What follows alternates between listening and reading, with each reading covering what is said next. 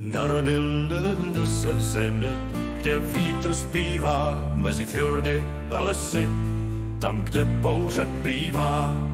Vesla v ruce ostří připravený, život je boj, který je předurčený.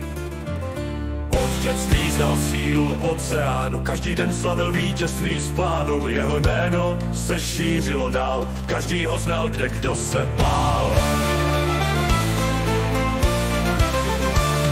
Život plný bitev, slávy a cti, věděl, že jeho osud je vyšší být.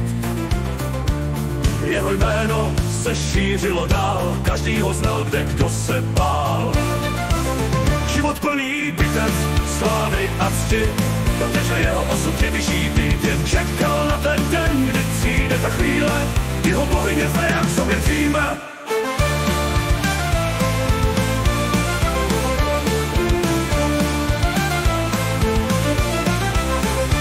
Zbroj těžká, ale srdce mu lehké, nepřítel se blíží, jeho meč jiskří ve tmě.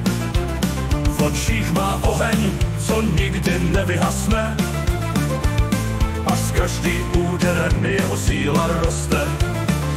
Bouře na moři, hroby bíjí do skal, ale on se směje, ví, že přišel čas. Jeho lid za ním, všichni věří ve vítězství. Valhalla čeká, tam bude navždy žít. Život plný bitev, slávy a cti, protože jeho osud je vyšší být. Jen čekal na ten den, kdy přijde ta chvíle, kdy ho bohyně Freja k sobě přijme. Zbroj těžká, ale klesají jeden po druhém, mečem v ruce je poráží pevným dechem.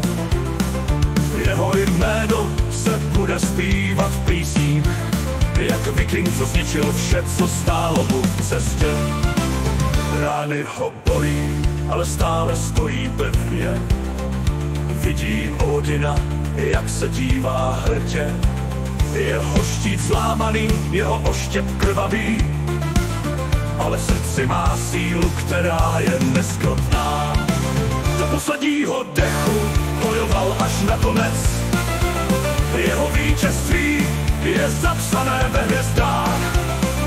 Slyší valkýry, jak zpívají jeho jméno. Teď se zvedá přivítán mezi ně, protože jeho osud je vyšší být. Protože jeho osud je vyšší být.